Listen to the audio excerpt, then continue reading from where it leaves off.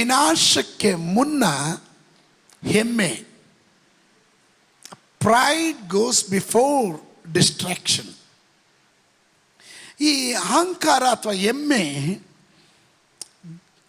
ದೇವರನ್ನ ನಮ್ಮ ಜೀವನದ ಪ್ರಧಾನ ಸ್ಥಾನದಿಂದ ತೆಗೆದಾಕ್ಬಿಡುತ್ತೆ.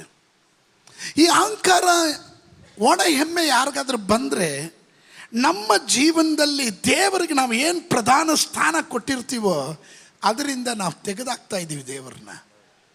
We are removing god from the centre.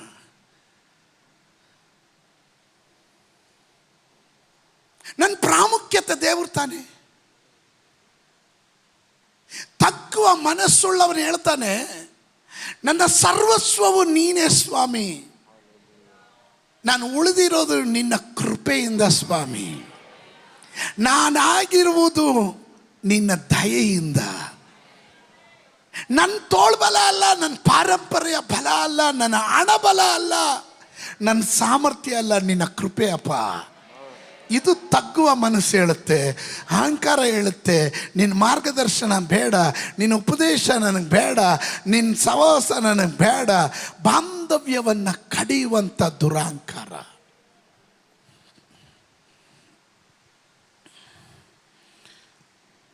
ಲೂಸಿಫರನು ಪರಲೋಕದಲ್ಲಿದ್ದವನು. ಅವನಿಗೆ ಹೆಸರು ಇದ್ದಿದ್ದು ಮಾರ್ನಿಂಗ್ ಸ್ಟಾರ್, ಉದಯ ನಕ್ಷತ್ರ ಎಂಬುದಾಗಿ. ಮತ್ತೊಂದು ಅರ್ಥದಲ್ಲಿ ಲೈಟ್ ಬ್ಯಾರರ್. ಸ್ತೋತ್ರ. ಲೈಟ್ ಬ್ಯಾರರ್ ಅದರ ಅರ್ಥ ಪ್ರಕಾಶವನ್ನು ಹೊತ್ಕೊಂಡು ನಡೆಯೋನು. ಅದಕ್ಕೆ ಅವನಿಗೆ ಉದಯ ನಕ್ಷತ್ರ ಅಂತ. ಉದಯ ನಕ್ಷತ್ರದ ಪ್ರತ್ಯೇಕತೆ ಏನು? ಬೆಳಕು, ಪ್ರಕಾಶ. ಪರಲೋಕದಲ್ಲಿ ಅವನ ಆಡುವಾಗ ಸಂಗೀತ ಬರ್ತಾ ಇತ್ತು. ಆದರೆ ಆಂಗ್ಲ ಭಾಷೆಯಲ್ಲಿ I will I will I will ಅಂತ 5 ಸಾರಿ ಅವನು ಹೇಳ್ತಾನೆ ಅವನ ಮಾತಿನಲ್ಲಿ. ನೀವು ಯೆಶಾಯನು ಬರೆದ ಪ್ರವಚನ ಗ್ರಂಥ 14ನೇ ಅಧ್ಯಾಯವನ್ನು ಮನೆಗೆ ಹೋದ್ರಿ, 14ನೇ ಅಧ್ಯಾಯದ 12ರಿಂದ 15ನೇ ವಾಕ್ಯದವರೆಗೂ ಮನೆಗೆ ಹೋದ್ರಿ, ಅಲ್ಲಿ ಕಾಣುತ್ತೆ I will I will I will ಅಂತ 5 ಸಾರಿ ಹೇಳ್ತಾನೆ. ಐ ವಿಲ್ ಅಂದರೆ ನಾನು ನಾನು ಅಂತ ಹೇಳುವಾಗ ಗಾಡ್ಸ್ ವಿಲ್, ದೇವರ ಚಿತ್ತವನ್ನು ಹೊರಗಡೆ ಆಗ್ತಾ ಇದ್ದಾನೆ. ಇವನ ಕುರಿತು ಯೂದನ ಪುಸ್ತಕದಲ್ಲಿ ಹೇಳಿದೆ 1:6, ತಮ್ಮ ದೊರೆತನವನ್ನು ಕಾಪಾಡದೆ ತಮಗೆ ತಕ್ಕ ವಾಸಸ್ಥಾನವನ್ನು ಬಿಟ್ಟ ದೇವದೂತರಿಗೆ ದೇವರು. ನೋಡಿದ್ರ, ತಮ್ಮ ವಾಸಸ್ಥಾನವನ್ನ ಕಾಪಾಡದೆ ಬಿಟ್ಟ ದೇವದೂತರು. ಹೌದಲ್ಲ? ದೇವರು ಇವರನ್ನ ಉನ್ನತ ಸ್ಥಾನದಲ್ಲಿಟ್ಟಿದ್ರು.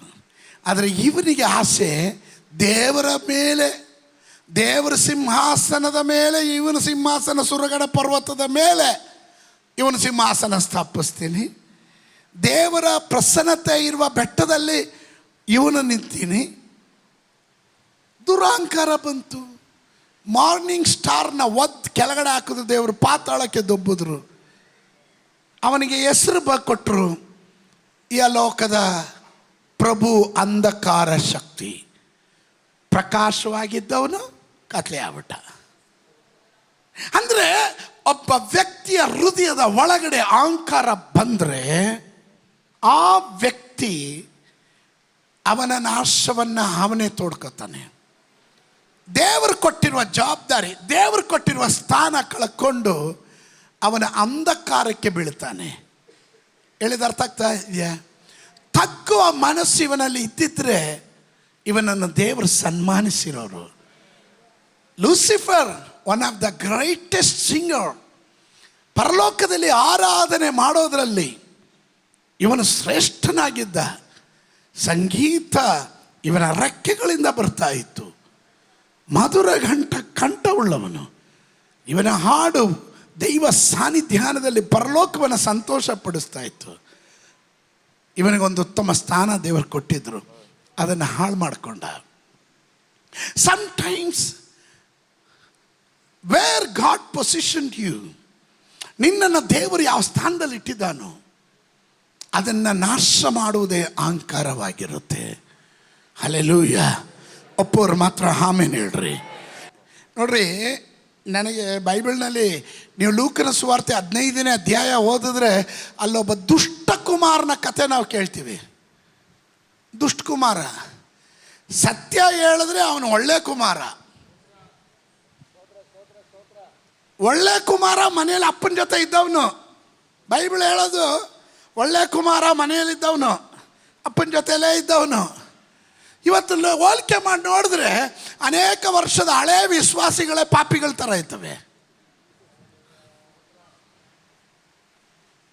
ಒಳ್ಳೆ ಹಳ್ಳೆನೆ ಕುಡ್ದವ್ರ ಥರ ಮುಖ ಹಿಂಗೆ ಮಾಡಿಕೊಂಡು, ಒಂದು ನಗು ಇಲ್ಲ, ಮುಖದಲ್ಲಿ ಒಂದು ಕಳೆ ಇಲ್ಲ, ತೇಜಸ್ ಇಲ್ಲವೇ ಇಲ್ಲ. ವಿಶ್ವಾಸಿನ ಅಂತ ನಮಗೆ ಸಂಶಯ. ಹಾಂ, ನೀವು ಸ್ತೋತ್ರ ಹೇಳ್ರಿ. ನೀವಲ್ಲ, ನಾನು ನಿಮ್ಮನ್ನು ಉದ್ದೇಶಿಸಲಿಲ್ಲ. ಸ್ತೋತ್ರ. ಕುಂಬಳಕಾಯಿ ಕಳ್ಳ ಅಂದರೆ ಹೆಗಲು ಮುಟ್ಟು ನೋಡ್ಕೊಂಡ್ರಂತೆ. ಯಾಕೆ ಪಾಸ್ಟ್ರು ನನ್ನನ್ನು ಹೇಳ್ತಾ ಇದ್ದಾರೆ ಅಂತ. ಕೆಲವರು ನಗು ಬರಲಿಲ್ಲ ಆದರೆ ಈಗ ಹಿಂಗಂತ ಇದ್ದಾರೆ. ಸ್ತೋತ್ರ. ಆರ್ಟಿಫಿಷಿಯಲ್ ನಗು ಬೇಡ್ರಿ. ಕೆಲವರ ಮನಸ್ಥಿತಿ ಹಂಗೆ ನೋಡ್ರಿ. ಇವನು ಪಟ್ಟಿಂಗನಾಗ್ದ, ಅಪ್ಪನ ಮನೆ ಬಿಟ್ಟೋದ, ಅಡ್ದಾರಿಗೆ ಹೋದ, ಪಟ್ಟಿಂಗನಾಗಿ ಜೀವನ ಮಾಡ್ದ, ಹಣ ಎಲ್ಲ ಖಾಲಿ ಮಾಡ್ದ. ಕಡೆಗೆ ಯಹೂದ್ಯರಿಗೆ ವಿರೋಧವಾಗಿರುವಂಥದ್ದು ಒಂದು ಹಂದಿ ಸವಾಸ ಮಾಡ್ದ, ಹಂದಿ ಜೊತೆ ಮಲಗ್ದ, ಹಂದಿ ತಿನ್ನೋ ಕಾಯಿನ ಇವನು ತಿಂದ.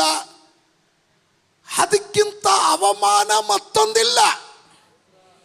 ಇಷ್ಟೆಲ್ಲ ಆದಮೇಲೆ ಇವನು ಒಳಗಡೆ ಒಂದು ರಿಪೆಂಟೆನ್ಸ್ ಬಂತು, ಪಶ್ಚಾತ್ತಾಪ ಬಂತು.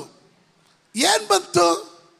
ನಮ್ಮ ಅಪ್ಪನ ಮನೆಯಲ್ಲಿ ಅನೇಕ ಹಾಳುಗಳಿದ್ದಾರೆ, ನಾನು ಮಗ ಎಣಿಸ್ಕೊಳಕ್ಕೆ ಯೋಗ್ಯನಲ್ಲ, ನಮ್ಮ ಅಪ್ಪನ ಮನೆಗೆ ಹೋಗ್ತೀನಿ ವಾಪಸ್ಸು, ಹಾಳುಗಳಲ್ಲಿ ಒಬ್ಬನಾಗಿರ್ತೀನಿ. ಸ್ತೋತ್ರ. ಅವನ ಮನ ತಿರುಗದ. ಕೆಲ ವಿಶ್ವಾಸಿಗಳು ಮನ ತಿರುಗಿದ್ರೆ ಸಂತೋಷ ಆಗಿರೋದು. ಅವನ ಮನ ತಿರುಗದ, ಅಪ್ಪನ ಮನೆಗೆ ಬಂದ. ಅಪ್ಪ ಸೇರಿಸ್ಕೊಂಡ. ನೋಡ್ರಿ, ಅದೇ ಈ ದೇವ್ರ ವರ ಕೊಟ್ಟರು ಮನುಷ್ಯ ವರ ಕೊಡಲ್ವಂತೆ, ಪೂಜಾರಿ ವರ ಕೊಡಲ್ವಂತೆ. ದೇವ್ರಿಗೆ ಕ್ಷಮಿಸಿದ್ರು, ನಾನು ಕ್ಷಮಿಸಲು. ಅಪ್ಪ ನೀನೇನು ದೇವ್ರಿಗಿಂತ ಟಾಪ? ದಟ್ ಮೀನ್ಸ್ ನಿನ್ನ ಒಳಗಡೆ ದರ್ಪ ಇದೆ, ಅಹಂಕಾರ ಇದೆ ಅಂತ ಅರ್ಥ. ನೀವೇನು ಬೇಕಾದ್ರೆ ಹೇಳ್ಕೊಳ್ಳಿ ಪಾಸ್ಟ್ರೆ, ನಾನು ಮಾತ್ರ ಕ್ಷಮಿಸಲ್ಲ, ನಾನು ಮಾತ್ರ ಬೇಡ, ಇಟ್ಕೋ. ವಿನಾಶಕ್ಕೆ ಮುಂಚೆ ಇದೆಲ್ಲ ಬರೋದು ಸಹಜ ಅಂತ ನಾನು ಬೈಬಲಲ್ಲಿ ಹೇಳ್ತಾ ಇದ್ದೀನಿ. ಕನ್ನಡದಲ್ಲಿ ಒಂದು ಮಾತು ಹೇಳ್ತಾರೆ, ವಿನಾಶ ಕಾಲದಲ್ಲಿ ವಿಪರೀತ ಬುದ್ಧಿ ಅಂತೆ. ಅತಿಯಾದಂಥ ಭಕ್ತಿ, ಅತಿಯಾದಂಥ ಸ್ಪಿರಿಚುಯಾಲಿಟಿ, ಇವ್ರನ್ನ ಹುಷಾರಾಗಿ ನೋಡ್ಕೊಳ್ರಿ ಅಂತವ್ರನ್ನ ಹುಷಾರಾಗಿ ನೋಡ್ಕೊಳ್ರಿ. Because of their weakness they wanted ಅದಕ್ಕೋಸ್ಕರ ಇದನ್ನೆಲ್ಲ ಎಕ್ಸ್ಪೋಸ್ ಮಾಡೋದವರು. Be careful. ನೋಡ್ರಿ, ನಾನು ಒಂದು ಹೇಳ್ತೀನಿ ಕೇಳ್ರಿ. ಹೊರಗಡೆ ಭಕ್ತಿ ವೇಷ ತೋರಿಸೋದಲ್ಲ, ನಿಮ್ಮ ಹೃದಯ ಶುದ್ಧಿ ಆಗಿರಲಿ, ಹೃದಯ ಚೆನ್ನಾಗಿರಲಿ. ನೋಡ್ರಿ, ಈಗ ಅಪ್ಪನ ಮನೆಗೆ ವಾಪಸ್ ಬಂದ ದುಷ್ಟ ಕುಮಾರ. ನಾವೆಲ್ಲ ಅವನಿಗೆ ಕಟ್ಟಿರೋದು ದುಷ್ಟ ಕುಮಾರ ಅಂತ. ಮನೆಯಲ್ಲಿದ್ದವನು ಒಳ್ಳೆ ಕುಮಾರ. ಅಪ್ಪನ ಮನೆಗೆ ಬಂದ. ಅಪ್ಪ ಸ್ವೀಕರಿಸಿದ್ರು, ಔತಣ ಎಲ್ಲ ಸಿದ್ಧ ಮಾಡಿದ್ರು, ಕುರಿ ಕಡಿದ್ರು, ಎಲ್ರೂ ಊಟ ಅರೇಂಜ್ ಮಾಡಿದ್ರು. ಸ್ತೋತ್ರ. ಆ್ಯಕ್ಚುಲಿ ಇರೋ ದುಷ್ಟಕುಮಾರ ಮನೆಯಲ್ಲೇ ಇದ್ದಾನೆ. ಅವನಿಗೆ ಕಿರಿಕಿರಿ ಸ್ಟಾರ್ಟ್ ಆಯಿತು. ಇಷ್ಟು ವರ್ಷ ನಾನು ಇಲ್ಲೇ ದುಡ್ದಿದ್ದೇನೆ, ಇಲ್ಲೇ ಇದ್ದೆ, ನನಗೆ ಮಾತ್ರ ಒಂದು ಕುರಿನೂ ಕಡ್ದು ಕೊಡಲಿಲ್ಲ, ಯಾವತ್ತಾದ್ರೂ ಹಿಂಗೆ ಔತಣ ಮಾಡಿದವರು. ಸ್ತೋತ್ರ. ಇವನು ಒಳಗಡೆ ಎಲ್ಲ ಬಂದಿದ್ದು ಅಹಂಕಾರದ ಮಾತುಗಳು. ಅದಕ್ಕೆ ನಾನು ಹೇಳಿದೆ, ನಿಜವಾದ ದುಷ್ಟಕುಮಾರ ಮನೆ ಒಳಗಡೆ ಇದ್ದವನೇ. ನಾವೆಲ್ಲ ಊರವ್ರಿಗೆಲ್ಲ ಹೇಳ್ಬಿಡ್ತೀವಿ, ನೀವು ಸರಿ ಇಲ್ಲ, ಅಹಂಕಾರಿಗಳು, ನೀವು ದುಷ್ಟರು, ಪಾಪಿಗಳು ಅಂತ. ಆದರೆ ಈ ಒಳಗಡೆ ಇರ್ತೀವಿ ನೋಡ್ರಿ, ಪರಿಶುದ್ಧ ಪಾಪಿಗಳು. Remove the pride. ಅಹಂಕಾರವನ್ನು ತೆಗೆದುಹಾಕ್ರಿ. ಅಹಂಕಾರವನ್ನು ತೆಗೆದಾಕ್ರಿ. ಲೂಸಿಫರ್ನ ಪರಲೋಕದಲ್ಲಿ ಇರಬೇಕಾದವನು ಅಧೋಲೋಕಕ್ಕೆ ಪಾತಾಳಕ್ಕೆ ದಬ್ಬಲ್ಪಟ್ಟನು.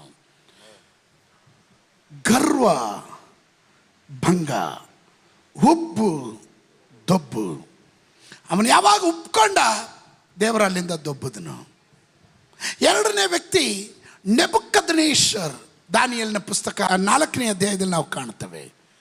ಬಾಬೇಲ್ನಲ್ಲಿದ್ದಂಥ, ಬಾಬೇಲ್ ಆಗಿನ ಕಾಲದ ಸೂಪರ್ ಪವರ್. ಇವತ್ತು ಅಮೇರಿಕ ಯಾವ ರೀತಿಯಲ್ಲಿ ನಾವು ದೊಡ್ಡಣ ಅಂತೀವೋ ಆ ಥರ ಸೂಪರ್ ಪವರ್.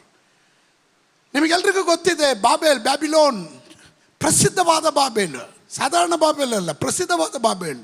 ಇದಕ್ಕೆ ಬಾಬೇಲ್ ಪ್ರಸಿದ್ಧವಾಗೋದಕ್ಕೆ ಕಾರಣ ಹ್ಯಾಂಗಿಂಗ್ ಗಾರ್ಡನ್ ಇತ್ತವಾಗ.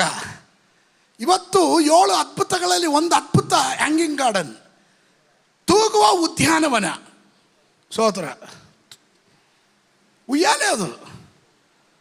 ಆಮೇಲೆ ಅದನ್ನ ಇರುವಂಥ ಬಾಬೇಲ್ ಸಮಸ್ತ ಸಾಮ್ರಾಜ್ಯಗಳನ್ನು ಯುದ್ಧ ಮಾಡಿ ಸ್ವಾಧೀನ ಮಾಡಿಕೊಂಡು ಅವರ ಬೆಳ್ಳಿ, ಬಂಗಾರ, ಭಯಂಕರವಾದ ಮುತ್ತು ರತ್ನಗಳನ್ನೆಲ್ಲ ತಗೊಂಡು ತನ್ನ ಭಂಡಾರದಲ್ಲಿ ಇಟ್ಟು ಅದಕ್ಕೊಂದು ತಾಮ್ರ ಕದವನ್ನು ಮಾಡಿ ಅದಕ್ಕೆ ಕಬ್ಬಿಣದ ಸಲಾಕೆ ಇಟ್ಟು ಕಾವಲುಗಾರನ ಇಟ್ಟು ಸುರಕ್ಷಿತವಾಗಿ ಕಾಪಾಡ್ತಿರುವಂಥ ಈ ಅರಸನ ಹೆಸರು ನೆಬೂಕದ್ನೆಚ್ಚರ್. ಅವನಿಗೆ ಅಹಂಕಾರ ಪಡೋದಕ್ಕಿತ್ತು, ಹೊಗಳ್ಕೊಡೋಕ್ಕಿತ್ತು, ಪ್ರಶಂಸೆ ಪಡೋದಕ್ಕಿತ್ತು. ಅವನೊಂದಿನ ಮಾಡಿ ಮೇಲೆ ಹೋದ, ಸುತ್ತಾಡ್ದ, ನಡೆದ, ನೋಡ್ದ. ಇದೆಲ್ಲ ನಾನು ರಾಜ ವಾಸಸ್ಥಾನಕ್ಕೋಸ್ಕರ ನಾನು ಕಟ್ಟಿಸಿದ್ದು. ಸ್ತೋತ್ರ. ಹೆಮ್ಮೆಯಿಂದ ಹೇಳಿದ ಪ್ರಸಿದ್ಧವಾದ ಬಾಬೇಲ್. ಸ್ತೋತ್ರ. ಇವನ ಬಾಯಿಂದ ಹೊರಟ ಆ ಮಾತು ಹೊರಡ್ತಿದ್ದ ಆಗಲೇ ದೇವರು ಇವನನ್ನು ಹೊಡೆದನು. ಅವನಿಗೆ ವಿರುದ್ಧವಾಗಿ ದೈವೋಕ್ತಿ ಉಂಟಾಯಿತು. ಅವನ ಸಾಮ್ರಾಜ್ಯವನ್ನು, ಅವನ ಆ ಸಿಂಹಾಸನದಿಂದ ಅವನನ್ನು ಕೆಳಗಡೆ ಇಳಿಸಿ ಅವನ ಸಾಮ್ರಾಜ್ಯ ಇಬ್ಬಾಗವಾಗಿ ಕಾಡು ಮೃಗಗಳು ವಾಸಿಸುವ ಕಾಡಿನಲ್ಲಿ ಇವನನ್ನು ತಗೊಂಡೋಗಿ ಹಾಕಿ ಹಸುಗಳು ಹುಲ್ಲು ಮೇಯುವ ಹಾಗೆ ಇವನು ಹುಲ್ಲು ತಿಂತಾ ಇದ್ದ. ಅರಸನಾದವನು ಸಿಂಹಾಸನದಲ್ಲಿ ಕುಳಿತು ರಾಜ ಭೋಜನಕ್ಕೆ ಔತಣವನ್ನು, ಸಾವಿರಾರು ರಾಜರನ್ನು ಕರೆಸಿ ಔತಣ ಏರ್ಪಡಿಸುವ ಈ ನೆಬೂಕದ್ನೆಚ್ಚರ್ ಅರಸನು, ಅವನ ಬಾಯಿಯಿಂದ ಹೊರಟಂಥ ಅಹಂಕಾರದ ಮಾತು ಅವನ ವಿನಾಶಕ್ಕೆ ಕಾರಣವಾಯಿತು. ಅವನ್ನೇ ದೇವರು ಬಿಟ್ಟಿಲ್ಲ, ನಿನ್ನನ್ನು ದೇವರು ಬಿಡ್ತಾನ. ನಮ್ಮಲ್ಲಿ ಹೇಳ್ತೀವಿ ಹೊಟ್ಟೆಗಿಟ್ಟಿಲ್ಲ ಆದರೂ ಜುಟ್ಟಿಗೆ ಮಲ್ಲಿಗೆ ಹೂವು ಅಂತೆ. ಕೆಲವರಿಗೆ ಏನು ಇಲ್ಲ, ಆದರೆ ಅಹಂಕಾರ ಮಾತ್ರ ಮುಂಚೂಣಿಯಲ್ಲಿ ಇರುತ್ತೆ. ಸ್ತೋತ್ರ. ಅಹಂಕಾರ ಬಹಳ ಮುಂಚೂಣಿಯಲ್ಲಿರುತ್ತೆ. ಯಾಕ್ರಿ ಬೇಕು ಒಣ ಹೆಮ್ಮೆ? Why do you want to show that pride? ತಗ್ಗುವ ಹೃದಯ ಇರಲಿ, ತಗ್ಗುವ ಮನಸ್ಸಿರಲಿ. ನಿನ್ನ ತೋಳ್ಬಲದಿಂದಲ್ಲ, ನಿನ್ನ ಸಾಮರ್ಥ್ಯದಿಂದಲ್ಲ, ದೇವರು ಕೊಟ್ಟಿದ್ದು ದಾನ. ಎಲ್ಲ ಒಳ್ಳೆಯ ದಾನಗಳು, ಕುಂದಿಲ್ಲದೆ ಇರುವ ವರಗಳು ಮೇಲನ ಲೋಕದಿಂದ ದೇವರು ನಮಗೆ, ಎಲ್ಲ ಬೆಳಕಿಗೂ ಮೂಲ ಕಾರಣದ ದೇವರು ನಮಗೆ ದೊರಕಿಸಿ ಕೊಟ್ಟದಕ್ಕಾಗಿ ಅದಕ್ಕೆ ಸ್ತೋತ್ರ ಹೇಳಬೇಕೆ ವಿನಃ ಹೆಮ್ಮೆ ಪಡೋದಲ್ಲ, ಅಹಂಕಾರ ಪಡೋದಲ್ಲ. ಅದು ಒಪ್ಪೋರು ಮಾತ್ರ ಗಟ್ಟಿಯಾಗಿ ದೇವರಿಗೊಂದು ಮಹಿಮೆ ಕೊಡ್ರಿ. ಆಮೇಲೆ ಆಮೇಲೆ ಅಹಂಕಾರ, pride goes before every fall and distraction. God never allows pride to stand forever. ಎಂದೆಂದಿಗೂ ಅಹಂಕಾರ, ನೀನು ಅಹಂಕಾರದಲ್ಲಿ ಮೆರಿಬೋದಂತ ಅಂದ್ಕೊಂಡಿದ್ರೆ ಅದು ತಪ್ಪು ಭಾವನೆ. ಸಾರಿ, ಅದು ನಡೆಯೋದಿಲ್ಲ. ಆಮೇಲೆ ಇನ್ನು ಮೂರನೇದಾಗಿ, ಒಬ್ಬ ಮನುಷ್ಯನ ಹೃದಯದಲ್ಲಿ ಅಹಂಕಾರ ಬಂದರೆ ಪ್ರೈಡ್ ಬ್ಲೈಂಡ್ಸ್ ಸ್ಪಿರಿಚುವಲ್ ವಿಷನ್. ಅಹಂಕಾರ ಬಂದರೆ ಆತ್ಮಿಕವಾದ ಕಣ್ಣನ್ನು, ಆ ದರ್ಶನವನ್ನು ನಾಶ ಮಾಡಿಬಿಡುತ್ತೆ. ಪ್ರೈಡ್. ಸ್ತೋತ್ರ. ನೋಡ್ರಿ, ಪ್ರೈಡ್ ಬ್ಲೈಂಡ್ಸ್ ಸ್ಪಿರಿಚುವಲ್ ವಿಷನ್.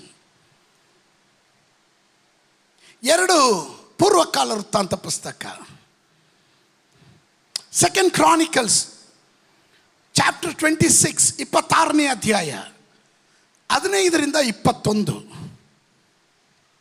ಇದಲ್ಲದೆ ಅವನು ಬಾಣಗಳನ್ನ, ದೊಡ್ಡ ಕಲ್ಲುಗಳನ್ನು ಎಸೆಯುವುದಕ್ಕಾಗಿ ಜಾಣರ ಕಲ್ಪನೆಯ ಮೇರೆಗೆ ಯಂತ್ರಗಳನ್ನ ಮಾಡಿಸಿ ಅವುಗಳನ್ನು ಯೆರೂಸಲೇಮಿನಲ್ಲಿ ಬುರುಜುಗಳ ಮೇಲೆಯೂ ಆಳುವೇರಿಗಳ ಮೇಲೆಯೂ ಇಡಿಸಿದನು. ಅವನು ಬಲಿಷ್ಠನಾಗುವವರೆಗೂ ದೇವರ ಆಶ್ಚರ್ಯವಾದ ಸಹಾಯವನ್ನ ಹೊಂದಿದನು. ಅವನ ಕೀರ್ತಿಯು ದೂರದವರೆಗೂ ಹಬ್ಬಿತು. ನೋಡ್ರಿ, ಗಮನಿಸ್ರಿ, ನಾನು ಮಾತನಾಡ್ತಾ ಇರೋದು ಯಾರ ಕುರಿತಂದ್ರೆ ನಿಮ್ಗೆ ಆಲ್ರೆಡಿ ಗೊತ್ತಾಗಿರ್ಬೇಕು. ಅರಸನಾದ ಉಜ್ಜೀಯನ ಕುರಿತು. ಯಾರು ಈ ಉಜ್ಜೀಯನು? ಇವನು 16ನೇ ವಯಸ್ಸಲ್ಲಿ ಆಡಳಿತದ ಚುಕ್ಕಾಣಿಯನ್ನು ಹಿಡಿತಾನೆ. ಯೆರೂಸಲೇಮನ್ನ 52 ವರ್ಷಗಳು ಆಳ್ವಿಕೆ ಮಾಡ್ತಾನೆ. 52 ವರ್ಷಗಳು ಆಳ್ವಿಕೆ ಮಾಡ್ತಾನೆ. ಇವನ ತಂದೆ ಒಬ್ಬ ಭಕ್ತನಾಗಿದ್ದ. ಅವನ ದೇವರ ದೃಷ್ಟಿಯಲ್ಲಿ ಒಳ್ಳೆ ಕಾರ್ಯಗಳನ್ನೆಲ್ಲ ಮಾಡಿದ್ದಾನೆ. ಇವನು ಆರಂಭದಲ್ಲಿ ಚೆನ್ನಾಗೇ ಇದ್ದ. ನೋಡ್ರಿ, ಕೆಲ ವಿಶ್ವಾಸಿಗಳು ಹಾಗೆ ಆರಂಭದಲ್ಲಿ ಚೆನ್ನಾಗೇ ಇರ್ತವೆ.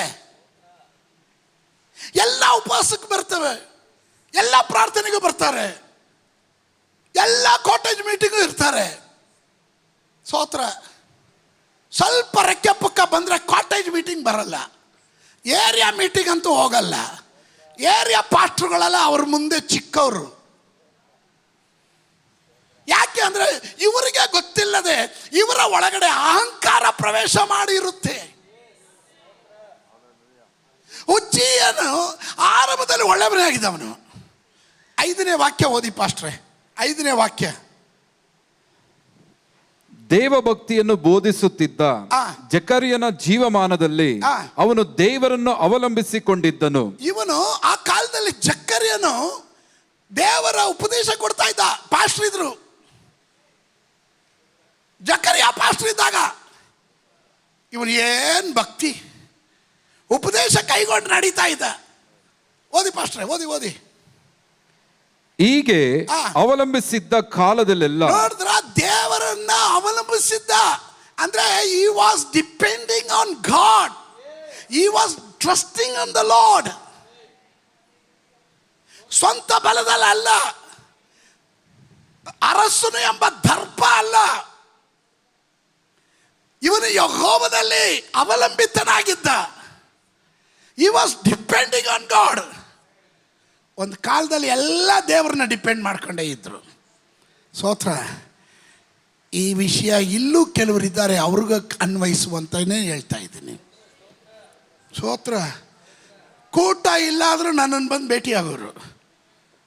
ಏನು ಬ್ರದರ್ ಇವತ್ತು ಮೀಟಿಂಗ್ ಇಲ್ಲ? ಇಲ್ಲ ಪಾಸ್ಟರ್ ಮೀಟಿಂಗ್ ಇಲ್ಲ, ಗೊತ್ತು ನನಗೆ, ಸುಮ್ಮನೆ ನೋಡ್ಕೊಂಡು ಹೋಗೋಣ ಅಂತ ಬಂದ್ವಿ ಅಂತ ಅಟ್ಲೀಸ್ಟ್ ಬರೋರು. ಸ್ತೋತ್ರ.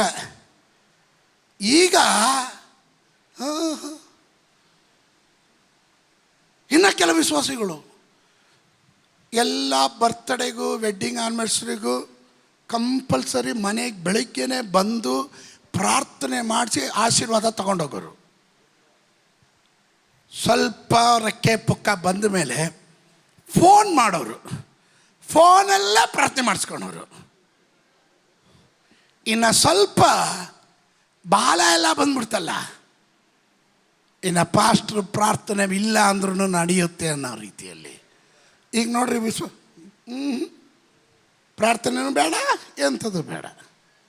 ಸ್ತೋತ್ರ. ನೀವು ಸ್ತೋತ್ರ ಹೇಳಿ, ನಾನು ನಿಮ್ಮ ಬಗ್ಗೆ ಎಲ್ಲ ಹೇಳಿಲ್ಲ. ನೀವು ಒಳ್ಳೆ ಜನ, ನೀವು ಒಳ್ಳೆ ಜನ, ನೀವು ಸ್ತೋತ್ರ ಹೇಳ್ರಿ, ನೀವು ಸ್ತೋತ್ರ. ಹೋಗ್ತಾ ಹೋಗ್ತಾ ಹೆಂಗೆ ನಮ್ಮಲ್ಲಿ ಕನ್ನಡದಲ್ಲಿ ಒಂದು ಒಳ್ಳೆ ಮಾತು ಹೇಳ್ತಾರೆ, ಬರ್ತಾ ಬರ್ತಾ ರಾಯರ್ ಕುದುರೆ ಕತ್ತೆ ಆಯ್ತಂತೆ.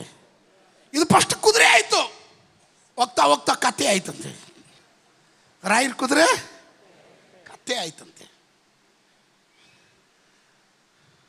ವಿಶ್ವಾಸಿಗಳು ಏನು ಇಲ್ಲದೆ ಇದ್ದಾಗ, ಹಸಿವು, ಬಡತನ, ಕಣ್ಣುನೀರು, ಕಷ್ಟ, ಕಾರ್ಪಣ್ಯ ಹೇಳ್ಕೊಂಡು ದೇವಾಲಯಕ್ಕೆ ಬರುವಾಗ ನಿಮಗೋಸ್ಕರ ಕಣ್ಣುನೀರು ಸುರಿಸಿ ಉಪವಾಸ ಮಾಡಿ ಪ್ರಾರ್ಥನೆ ಮಾಡಿ ನಿಮಗೆ ಉದ್ಧಾರ ಬಂದಾಗ, ಆಶೀರ್ವಾದ ಬಂದಾಗ ಮರಿತಿರಲ್ಲ ಸ್ವಭಾವ, ಆಗ್ಲೇ ತಿಳ್ಕೊಳ್ರಿ ಅಹಂಕಾರ ನಿಮ್ಮ ಒಳಗಡೆ ಬಂದು ನೀವು ಈಗ ದೇವರಲ್ಲೆಲ್ಲ ಅವಲಂಬಿತರಾಗಿರೋದು.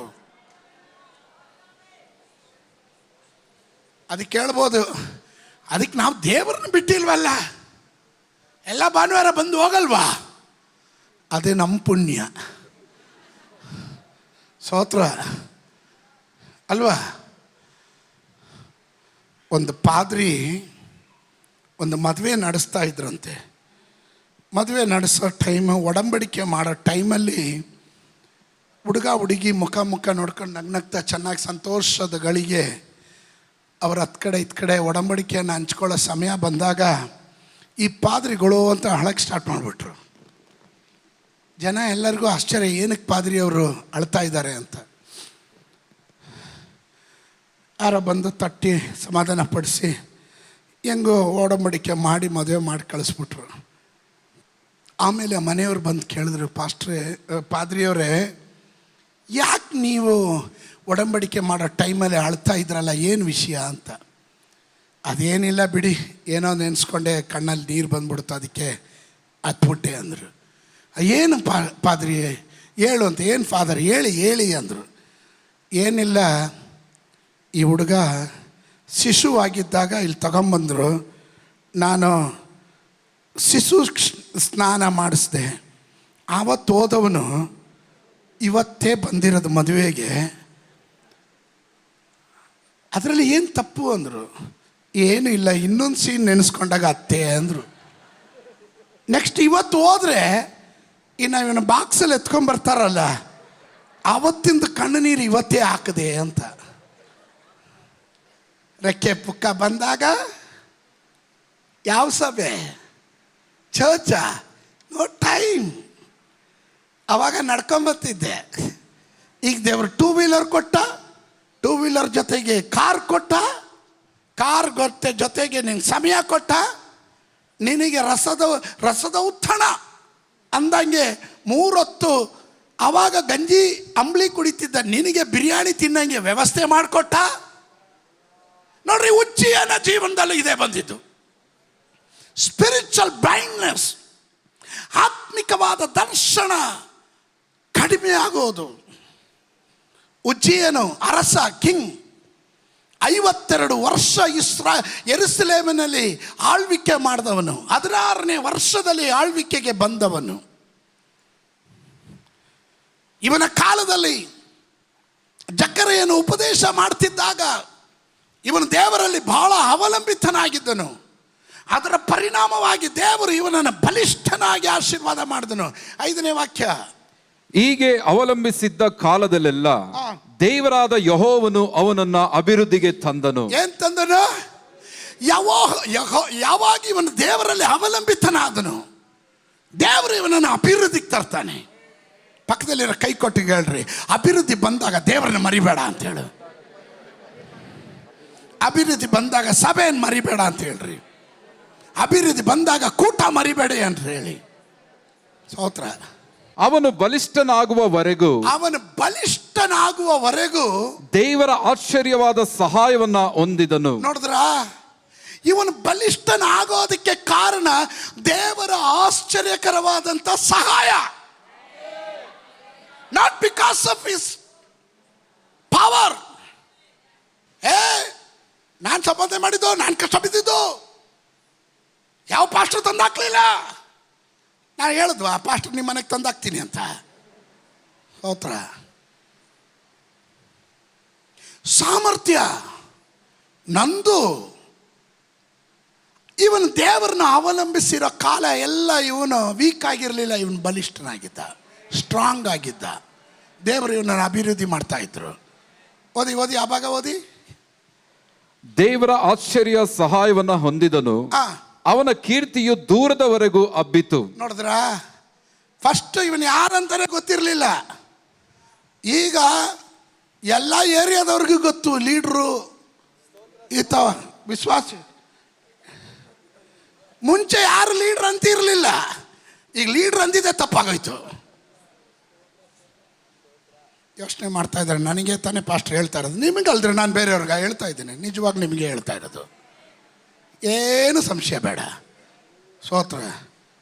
ಕೆಲವರು ಪಾಸ್ಟ್ರು ಟೈಟ್ಲು, ಕೆಲವರು ಲೀಡ್ರ್ ಟೈಟ್ಲು, ಕೆಲವರು ಅಪೋಸ್ತಲ್ ಟೈಟ್ಲು, ಕೆಲವರು ಡಾಕ್ಟ್ರು, ಪೇಷಂಟು. ರೀ ಟೈಟ್ಲ್ ಅಲ್ಲ ರೀ ಇಂಪಾರ್ಟೆಂಟ್. ದೇವರನ್ನು ಅವಲಂಬಿಸಿರುವ ಕಾಲ ಎಲ್ಲ ದೇವರು ನಿನ್ನನ್ನು ಬಲಿಷ್ಠವಾಗಿ ನಿನ್ನನ್ನು ಅಭಿವೃದ್ಧಿ ಮಾಡಿ ನಿನ್ನ ಹೆಸರನ್ನ ದೂರದ ದೇಶದಲ್ಲಿ ಎಲ್ಲರ ಮುಂದೆ ಪ್ರಸಿದ್ಧಿಗೆ ದೇವರು ತಂದನು. ನಾನು ಕೇಳ್ತೀನಿ, ಈ ರವಿಮಣಿ ಪಾಸ್ಟರ್ ಅಂದರೆ ಯಾರು ಗೊತ್ತಿತ್ತು? ಇವತ್ತು ಪ್ರಪಂಚ ಕಾಣತಕ್ಕಂತೆ ಅಂತಾರಾಷ್ಟ್ರೀಯ ಮಟ್ಟದಲ್ಲಿ ನಾನು ಬೆಳೆದಿದ್ದಲ್ಲ, ದೇವರು ನನ್ನನ್ನು ಬೆಳೆಸಿದ್ದು. ಅಲ್ಲಿ ಅಹಂಕಾರ ಅಲ್ಲ ಬರಬೇಕಾಗಿರೋದು, ತಗ್ಗುವ ಮನಸ್ಸು. ಹೌದಾ ಅಲ್ವಾ? ಸ್ತೋತ್ರ. ಓದಿ 16ನೇ ವಾಕ್ಯ ಓದಿ. ಆದರೆ ಅವನು ಬಲಿಷ್ಠನಾದ ಮೇಲೆ ಗರ್ವಿಷ್ಠನಾಗಿ ಭ್ರಷ್ಟನಾದನು. ನೋಡಿದ್ರ ಯಾವಾಗ ಭ್ರಷ್ಟ ಆಗಿದ್ದೀವನ? ಬಲಿಷ್ಠನಾದ ಮೇಲೆ. ಒಂದು ಚೆನ್ನಾಗಾಗ್ಬಿಟ್ಟ. ನಮ್ಮಲ್ಲಿ ಹೇಳ್ತೀವಿ, ಮುಂಚೆ ಏನು ಇರಲಿಲ್ಲ, ಒಣಕೊಂಡಿದ್ದ, ಈಗ ತಿಂದು ಕೊಬ್ಬಿ ಸೊಕ್ಕು ನೋಡೋ ಒಂದು ಅನ್ನಲ್ವಾ? ನೀವು ಒಳ್ಳೆ ಜನ, ನೀವು ಯಾವತ್ತಾದ್ರೂ ಹಂಗೆ ಅಂತೀರ. ಇವನು ಬಲಿಷ್ಠನಾಗಿದ್ದಾಗ ಇವನ ಆ್ಯಟಿಟ್ಯೂಡ್ ಚೇಂಜ್ ಆಯಿತು. ಸ್ವಲ್ಪ ಹಣ ಬಂದಾಗ, ಸ್ವಲ್ಪ ಜನ ಮೀಟ್ ಪರಿಚಯ ಆದ್ರಲ್ಲ, ಕೆಲವರೆಲ್ಲ ಬಿದ್ದೋಗೋದಕ್ಕೆ ಕಾರಣನೇ ಇದು. ಪಾಸ್ಟ್ರ್ ಜೊತೆ ನಡೆದ್ರೆ ಪಾಸ್ಟ್ರಿಗೆ ಪರಿಚಯ ಇರೋ ನನಗೂ ಪರಿಚಯ. ಹೋಗಿದ್ದ ಕಡೆ ಎಲ್ಲ ನಾನು ಹೇಳ್ತೀನಿ, ನಮ್ಮ ಬ್ರದರು ಸ್ತೋತ್ರ X Y Z ಅಂತ ನಾವೇ ಪರಿಚಯ ಮಾಡ್ತೀವಿ. ಸ್ತೋತ್ರ. ಅವಾಗ ಅವರು ಏನು, ಅಯ್ಯೋ ಪಾಸ್ಟ್ರ್ ಜೊತೆ ನಡೆಯೋರು ಭಾಳ ಗೌರವ. ಈ ಗೌರವ ಎಲ್ಲಿಂದ ಬಂತು? ಪಾಸ್ಟ್ರಿಂದ. ಪಾಸ್ಟ್ರಿಗೆ ಎಲ್ಲಿಂದ ಬಂತು ಗೌರವ? ದೇವರಿಂದ. ಹೌದಲ್ವಾ? ನಾನು ಕೊಬ್ಬಬಾರ್ದು, ನೀನು ಕೊಬ್ಬಾರ್ದು. ಇವರೇನು ಮಾಡ್ತಾರೆ ಗೊತ್ತಾ? ಇದನ್ನೇ ಅಡ್ವಾಂಟೇಜ್ ತಗೊಳೋದು. ಪರಿಚಯ ಮಾಡ್ಕೊಂಡ್ರೆ ಓಹೋ, ಆಮೇಲೆ ಬಿಸ್ನೆಸ್ ಕಾಂಟ್ಯಾಕ್ಟು, ಆಮೇಲೆ ಪರ್ಸ್ನಲ್ ಕಾಂಟ್ಯಾಕ್ಟು, ಆಮೇಲೆ ವ್ಯವಹಾರ, ಹಣ ಅತ್ತ ಇತ್ತ ಕೊಡೋಂಗೆ, ಸಾಲ ತಗೊಳೋಂಗೆ. ಸ್ತೋತ್ರ. ಬಿಸ್ನೆಸ್ ನಡೆಯೋದು. ಬೇಕಾದರೆ 3% ಬೇಡ ಬಿಡೋದ್ರೆ ನಿಮಗಂದ್ರೆ 2% ನೀವು ಪಾಸ್ಟರ್ ಜೊತೆ ನಡೀತೀರಾ, ಅದು ತಗೊಳ್ರಿ ಅಂತ. ಸ್ತೋತ್ರ. ಆಮೇಲೆ ಇವ್ರು ಕೊಡಲ್ಲ, ಕೊಟ್ಟವನು ಕೋಡಂಗಿ, ಈಸ್ಕೊಂಡವನು ವೀರಭದ್ರಯ್ಯ. ಕಡೆಗೆ ಬರೋದು ಯಾರಿಗೆ?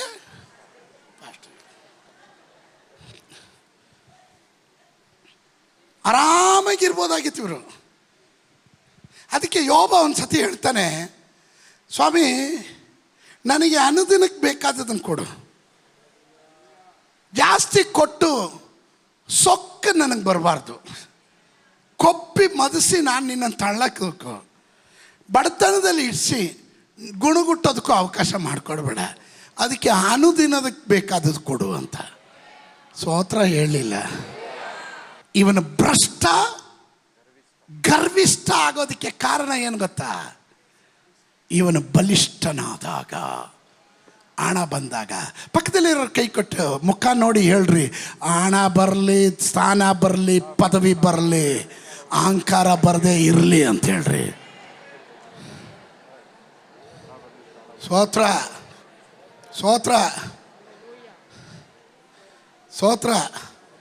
ಪಾಸ್ಟ್ರುಗಾರು ಅಂದರು, ಪಾಸ್ಟ್ರಮ್ಮಂದಿರೆಲ್ಲರೂ ಮುಂಚೆ ಯಾವ ಆರಾಧನೆಗೆ ಬಂದು ಎಲ್ಲೋ ಕೂತು ಹೋಗ್ತಾ ಇದ್ರಿ. ಇವತ್ತು ಫಸ್ಟ್ ಲೈನಲ್ಲಿ ಕೂತಿದ್ದೀರಾ ಅಂದರೆ ದೇವರ ಕೃಪೆ ಅಲ್ವೇ? ಅಲ್ಲಿ ಅಹಂಕಾರ ಬರಬಾರ್ದು, ಅಲ್ಲಿ ತಗ್ಗುವ ಮನಸ್ಸು ಬರಬೇಕು. ಸ್ತೋತ್ರ. ಕೆಲ ಹೆಂಗಸ್ರುಗಳಿಗೆಲ್ಲ ಇಷ್ಟನೇ ಆಗಲ್ಲ. ಫಸ್ಟೇ ಹಳೆ ಸ್ಟೋರಿ ಏನು ಹೇಳಕ್ಕೆ ಹೋಗ್ಬೇಡಿ. ಅದು ಗುಡ್ಸ್ಲಲ್ಲಿದ್ದಾಗ ಮಳೆ ಬಂದಾಗ ಇಲ್ಲೊಂದು ಪಾತ್ರೆ ಅಲ್ಲೊಂದು ಪಾತ್ರೆ ತೊಟ್ಟಿಕ್ಕೋದಾಗ ಸೋತ್ರ. ಈಗ ಒಳ್ಳೆ ಮನೇಲಿದ್ದೀವಲ್ಲ, ಅದೆಲ್ಲ ನೆನಪಿಸ್ಬೇಡಿ ಪಾಸ್ಟ್ರೆ, ಅದು ಬಿಡಿ, ಇವತ್ತಿನ ಮಾತಾಡಿ. ಇವಾಗ ಮಗ ಏನು ಮಾಡ್ತಾ ಇದ್ದಾನೆ, ಅವನ IT ಇಂಜಿನಿಯರ್ ಆಗಿದ್ದಾನೆ, ಮಗಳು MBBS ಮಾಡಿದ್ದಾಳೆ, ದೊಡ್ಡ ಮಗಳು ಅವಳು ಸಾಫ್ಟ್ವೇರ್ ಕಂಪ್ನಿಯಲ್ಲಿ HR ಆಗಿದ್ದಾಳೆ. ಸೋತ್ರ. ಅದ್ರ ಬಗ್ಗೆ ಮಾತಾಡಿ. ಯಾಕೆ ಗುಡ್ಸ್ಲಲ್ಲಿ ಇದ್ದಿದ್ದು ಮರ್ತುಬಿಟ್ಟ?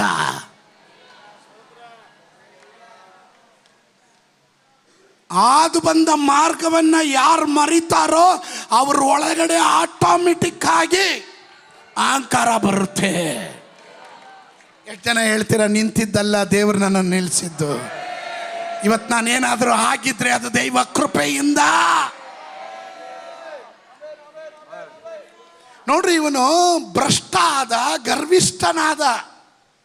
ಓದಿ ಓದಿ ಓದಿ ಓದಿ ಓದಿ. ತನ್ನ ದೇವರಾದ ಯೆಹೋವನಿಗೆ ದ್ರೋಹಿಯಾಗಿ ಧೂಪವೇದಿಯ ಮೇಲೆ ತಾನೇ ಧೂಪ ಹಾಕಬೇಕೆಂದು ಯಾವ ಲೆವೆಲ್ಗೆ ಹೋಗಿದ್ದಾನೆ ಅಂದ್ರೆ ಪ್ರಮಾಣ ತಪ್ಪೋದಕ್ಕೂ ರೆಡಿ ಆದ.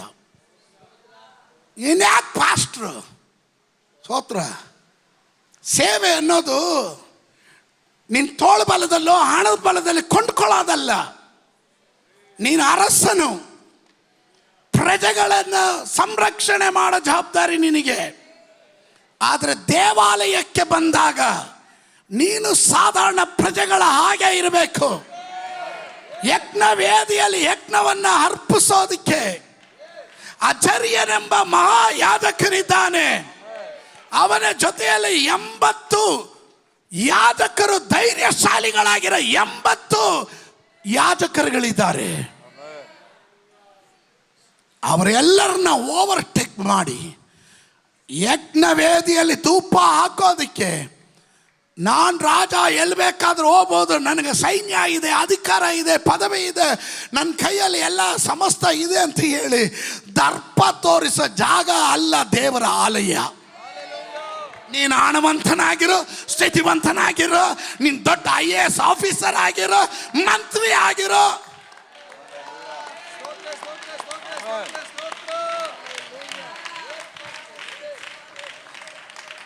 ದೇವಾಲಯದಲ್ಲಿ ನೀನು ಬೇಳೆ ಬೇಯಿಸಕ್ಕೆ ಬರಬೇಡ. ಕೆಲವ್ರಿಗೆ ಅಹಂಕಾರ ಬಂದ್ಬಿಟ್ರೆ ಮರ್ತು ಬಿಡ್ತಾರೆ.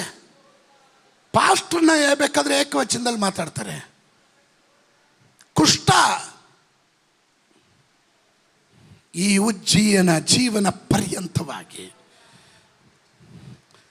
ದೇವರು ಲೇಟಾಗಿ, ನಾನು ಅದನ್ನೇ ಹೇಳಿದೆ, ಬೆಳಗ್ಗೆನೂ ಹೇಳಿದೆ, ನೆಬೂಕದ್ನೆಚ್ಚರನ ಹೇಳಿದ ತಕ್ಷಣವೇ ಹುಲ್ ತಿನ್ನಿಸ್ಬಿಟ್ರು ದೇವರು. ಹಂಗೆ ನೋಡಿದರೆ ನಮ್ಮಲ್ಲಿ ಎಷ್ಟು ಜನ ತಿನ್ನಿಸ್ಬೇಕಾಗಿತ್ತು. ಅದು ಧರ್ಮಶಾಸ್ತ್ರದ ಕಾಲ, ಇದು ಕೃಪೆಯ ಕಾಲ. ದೇವ್ರ ಕೃಪೆ ತೋರಿಸ್ತಾ ಇದ್ದಾನೆ. ಅದರ ಅರ್ಥ ನೀನು ಅಹಂಕಾರ ಬೀಳ್ಬೇಕಂತ ಅಲ್ಲ. ದರ್ಪ ನೋಡ್ರಿ, ಇವತ್ತೆಲ್ಲ ಸ್ತೋತ್ರ ಕಡಿಮೆ ಆಯಿತು, ನನಗೆ ಗೊತ್ತು. ನೀವು ಸ್ತೋತ್ರ ಹೇಳಲಿಲ್ಲ ಅಂದರೆ ಆನ್ಲೈನ್ ನೋಡೋರೆಲ್ಲ ಸ್ತೋತ್ರ ಹೇಳ್ತಾ ಇದ್ದಾರೆ. ಈ ಪಾಸ್ಟ್ರು ಗಟ್ಟಿಯಾಗಿ ಹೇಳೋ ಪಾಸ್ಟ್ರು ಅಂತ ಹೇಳ್ತಾರೆ. ಹೌದು, ಆಮೇ ದರ್ಪ ಇಳಿಸೋ. ಆಲಯಕ್ಕೆ ಬಂದರೆ ನಿನ್ನ ದೊಡ್ಡಸ್ಗೆ ತೋರಿಸೋ ಜಾಗ ಅಲ್ಲ. ನಿನ್ನ ದಾನದ ದರ್ಪ, ಪಾರಂಪರ್ಯ ದರ್ಪ. ಮತ್ತೆ ಕೆಲವರೆಲ್ಲ ಹೇಳಿದ್ರು ನೋಡ್ರಿ, ಇವರು ಈ ಕೆಲವರಲ್ಲಿ ಈಗಲೂ ಇದೆ ಅವರ್ಣಿಯರು ಸವರ್ಣಿಯರು. ನಾನು ಮೇಲ್ ಜಾತಿ, ನೀನು ಕೀಳ್ ಜಾತಿ, ಎಲ್ಲರೂ ನಿಲ್ಲಿಸಿ ಚರ್ಮ ಸುಳಿಯೋಣ. ಆಮೇಲೆ ಹೇಳ್ರಿ ಯಾವುದು ಬಣ್ಣ ನಿಮ್ಮದು ಅಂತ. ಕಪ್ಪು ಜನ, ಬಿಳಿ ಜನ, ನಾವು ಮೇಲ್ಜಾತಿಯಿಂದ ರಕ್ಷಣೆ ಒಂದು ಬಂದೆ. ಹೌದು, ನೀವು ಮೇಲ್ಜಾತಿಯಿಂದ ಜಟ್ಟಲ್ಲಿ ಕಳಿಸಿದ್ರು ನಿಮ್ಮನ್ನು, ನಮ್ಮನ್ನು ಜಟ್ಕಾ ಗಾಡಿಯಲ್ಲಿ ಕಳಿಸಿದ್ರು. ನಾಚಿಕೆ ಹುಟ್ಟಬೇಕು ನಿಮಗೆಲ್ಲ. ಸ್ತೋತ್ರ. ಕೆಲವರು ಮುಖ ಸಿಂಡ್ರಿಸ್ಕೊಂಡಿರುವಾಗ ನನಗೆ ಯಾಕೋ ಸಂಶಯ ಬರ್ತಾ ಇದೆ. ಫಸ್ಟ್ ನನಗೆ ಹೇಳಿದ್ದ ಅಂತ.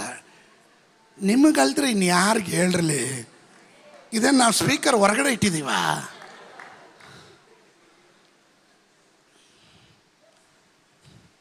ಉಜ್ಜೀಯನಿಗೆ ನನಗೆ ಭಾಳ ಇಷ್ಟ ಅಂದರೆ ಅಜರೀಯ ಮಹಾಯಾಜಕರು, ಅವನ ಜೊತೆಯಲ್ಲಿ 80 ಜನ ಯಾಜಕರು. ಎಷ್ಟು ಜನ? ಅವ್ರು ಎಂಥವ್ರಾಗಿದ್ರು ಗೊತ್ತಾ? ಧೈರ್ಯಶಾಲಿಗಳು. ಪ್ರಮಾಣ ವಿರುದ್ಧವಾಗಿ ಬಂದರೆ ನೀನು ಯಾವನೇ ಆಗಿರಯ್ಯ, ನೀನ್ ರಾಜನೇ ಆಗಿರೋ, ಮಂತ್ರಿನೇ ಆಗಿರೋ, ನೀನ್ ಅಧಿಕಾರಿನೇ ಆಗಿರೋ, ಅಧಿಪತಿನೇ ಆಗಿರೋ, ಇಲ್ಲಿ ಪ್ರಮಾಣ ದೇವರು ನಮ್ಮನ್ನು ಅನಾಯಿಂಟ್ ಮಾಡಿರೋದು, ನನ್ನ ಮೇಲಿರೋ ಅಭಿಷೇಕ ಯಾರ ಪಾದದ ಕೆಳಗಡೆ ಹಾಕೋದಿಲ್ಲ, ಹಣಕ್ಕಾಗಿ ಇಡೋದಿಲ್ಲ.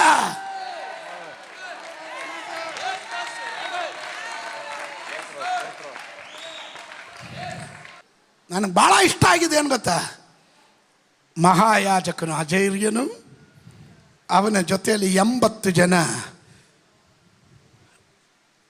ಧೈರ್ಯಶಾಲಿಗಳಾದ ಯಾಜಕರುಗಳು ಅವನಿಗೆ ಹೇಳಿದೆ, ಅರಸನೇ ಮಾಡಬೇಡ, ಮಾಡಬೇಡ, ಕೈ ಹಾಕ್ಬೇಡ, ಹೊರ್ರು, get out from here man. I am king, who cares, ನೀನು ಯಾರೇ ಆಗಿರು, ಬಾ ಹೊರಗಡೆ. ಅವನು ಕೇಳಲಿಲ್ಲ, ದರ್ಪದಲ್ಲಿ ಹೋದ. ಕಾರಣ ಸೈನ್ಯ ಅವನ ಕೈಯಲ್ಲಿದೆ, ಆಡಳಿತ ಅವನ ಕೈಯಲ್ಲಿದೆ, ಏನು ಬೇಕಾದ್ರೂ ಮಾಡ್ಬೋದನ್ನ ಮೊಂಡು ಧೈರ್ಯ ಅವನ ಕೈಯಲ್ಲಿದೆ. ಆದರೆ ಅವನ ಕೈಯಲ್ಲಿ ಇಲ್ದಿರೇ ಇರೋದು ಕುಷ್ಠ. ಅದು ದೇವರು ಫ್ರೀಯಾಗಿ ಕೊಟ್ಟರು. ಸೋತ್ರ ನನಗೆ ಅನ್ನಿಸ್ದಂಗೆ ಅವನ ಹಣೆಯಲ್ಲಿ ಕುಷ್ಠ ಕಾಣಿಸ್ಕೊಂಡಿದೆ. ಎಲ್ಲಿ ಕಾಣಿಸ್ಕೊಂಡಿದ್ದು? ಸ್ತೋತ್ರ. ಏನು ಕಲ್ಲು ಕಾಣಿಸ್ಕೊಂಡಿದ್ದು? ಫಸ್ಟು ಬುದ್ಧಿ ಕರೆಕ್ಟ್ ಇತ್ತು, ಹೌದಲ್ಲ? ಒಳ್ಳೆತನದಲ್ಲಿ ಬಲಿಷ್ಠನಾಗಿ ನೀನು ಚೆನ್ನಾಗಿ ಪ್ರಮಾಣದಲ್ಲಿದ್ದಾಗ ಆಶೀರ್ವಾದ ಎಲ್ಲ ಪಡ್ಕೊಂಡು ದೊಡ್ಡವನಾಗ್ಬಿಟ್ಟ ಮೇಲೆ, ಮಗನೇ ನೀನು ಏನು ಮಾಡಿದೆ, ಈಗ ಉಲ್ಟಾ ಹೊಡಿತೀಯ. ನಿನ್ನ ಬುದ್ಧಿಗೆ ನಿನ್ನ ಬುದ್ಧಿ ಬಂತಲ್ಲ, ಇಲ್ಲಿಂದ ತಲೆ ಓಡಿಸ್ತಲ್ಲ, ಅಲ್ಲಿಗೆ ಕುಷ್ಠ. ಆಯುಷ್ಕಾಲದಲ್ಲಿ ನೀನು ದೇವಾಲಯ ಪ್ರವೇಶ ಮಾಡೋಂಗಿಲ್ಲ, ಹೊರಗಡೆ ಹಾಕಿದ್ರು. ನಾನು ಏನಕ್ಕೆ ಇದನ್ನು ಹೇಳಿದೆ ಅಂದರೆ, ಅಹಂಕಾರ ಬಂದಾಗ ಮನುಷ್ಯ ಮೃಗಪ್ರಾಯನಾಗ್ತಾನೆ. ದರ್ಪ ಬರುತ್ತೆ, ಅಹಂಕಾರ ಬರುತ್ತೆ, ಅವನ ನಡವಳಿಕೆ ವ್ಯತ್ಯಾಸ ಆಗುತ್ತೆ, ಗೌರವ ಕಳಿತಾನೆ, ಯಾರಿಗೆ ಬೇಕಾದ್ರೆ ವಿರುದ್ಧವಾಗಿ ಮಾತಾಡ್ತಾನೆ, ದೈವ ಭಯ ಇಲ್ದಿರೆ ಹೋಗ್ತಾನೆ. ಕುಷ್ಠ ಬರೆಸ್ಕೊಳ್ಬೇಡ್ರಿ, ನಾನು ಎಚ್ಚರಿಸ್ತಾ ಇದ್ದೇನೆ. ಕೃಪೆ ಕೃಪೆ ಕೃಪೆ ಎಂದು ಯಾವಾಗಲೂ ತಗ್ಗಿಸ್ಕೊಳ್ರಿ. ಹಿರಿಯರಿಗೆ ವಿಧಿಯರಾಗಿರಿ, ಬೋಧಕರಿಗೆ ತಗ್ಗಿ ಬಗ್ಗಿ ಹೋಗ್ರಿ. ಆಲಯದಲ್ಲಿ ಬಂದಾಗ, hey come on, listen to me this. ಇಲ್ಲಿರುವಂಥ ನಮ್ಮ ಅಶಸ್ ಟೀಮ್ ಅವ್ರು ಯಾರು ನಿಮ್ಮ ಮನೆಗೆ ಬಂದು ಚಾಕ್ರಿ ಕೆಲಸ ಮಾಡೋರಲ್ಲ. ಅವರ ಆಲಯಕ್ಕಾಗಿ ತ್ಯಾಗ ಮಾಡಿ ಸೇವೆ ಮಾಡುವವರು. ಅವರಿಗೆ ನಾವು ಕೊಟ್ಟಿರೋ ಜವಾಬ್ದಾರಿ ಅವ್ರು ಮಾಡುವಾಗ ಕೆಲ ದರ್ಪದಿಂದ ಕೆಲವರು ಅಹಂಕಾರದ, ನೀನು ಯಾರು, ಅವನಿಲ್ಲೇ ಕುತ್ಕೊಳ್ಳೋದು ಮಾಡಬೇಡ್ರಿ. ಆಲಯದ ಒಳಗಡೆ ಮಾತಾಡಬೇಡ್ರಿ ಅಂಥದ್ದು ಮಾತುಗಳು. ಇದನ್ನು ಚೆನ್ನಾಗಿ ಅರ್ಥ ಮಾಡಿಕೊಡ್ರಿ. ಸೇವೆಗೆ ಒತ್ತು ಕೊಡ್ರಿ. ಯೋಶುವನ ಹೇಳ್ದ, ನಾನು ನನ್ನ ಕುಟುಂಬ ಯೆಹೋವನನ್ನು ಸೇವಿಸ್ತೀನಿ. ಯಾರು ಹೆಂಗಾದ್ರೂ ಹೋಗಲಿ, we will serve the lord. Me and my house hold we will serve the lord. We will serve the lord. ಇವನು ಹೇಳ್ತಾನೆ, ಇವರು ಮಾಡ್ತಾರೆ ಅನ್ನೋ ಕಾರಣಕ್ಕೆ ಮಾಡಕ್ಕೆ ಹೋಗ್ಬೇಡ್ರಿ. ನಿಮ್ಮ ತಲೆಮಾರಿಗೆ ಶಾಪ ತರಬೇಡ್ರಿ. ಆಲಯದ ಒಳಗಡೆ ಪ್ರವೇಶ ಮಾಡೋಕ್ಕೆ ಆಗದಂಗೆ ಜೀವನ ಅಂತ್ಯವಾಗ್ತಾ ಇದೆ. Let me complete. Amen amen. 20ನೇ ವಾಕ್ಯ ಹೋದ್ರಿ. ಮಹಾಯಾಜಕನಾದ ಆಚಾರ್ಯನು ಎಲ್ಲಾ ಯಾಜಕರು ಅವನನ್ನು ದೃಷ್ಟಿಸಿ ನೋಡಿದಾಗ ಅವನ ಹಣೆಯಲ್ಲಿ ಕುಷ್ಠವು ಕಂಡು ಬಂದ ಕಾರಣ ಅವನನ್ನು ಶೀಘ್ರವಾಗಿ ಅಲ್ಲಿಂದ ಹೊರಡಿಸಿದರು. ಯೆಹೋವನು ತನ್ನನ್ನು ಬಾಧಿಸಿದ್ದಾನೆಂದು ಅವನಿಗೆ ತಿಳಿದಿದ್ದರಿಂದ ಅವನು ಶೀಘ್ರವಾಗಿ ಹೊರಗೆ ಹೋದನು. ಉಜ್ಜೀಯನು ಜೀವದಿಂದಿರುವವರೆಗೂ ಕುಷ್ಠರೋಗಿಯಾಗಿದ್ದು. ನೋಡಿದ್ರ ಅಹಂಕಾರ ಎಲ್ಲಿಗೆ ತಗೊಂಡೋಗುತ್ತೆ?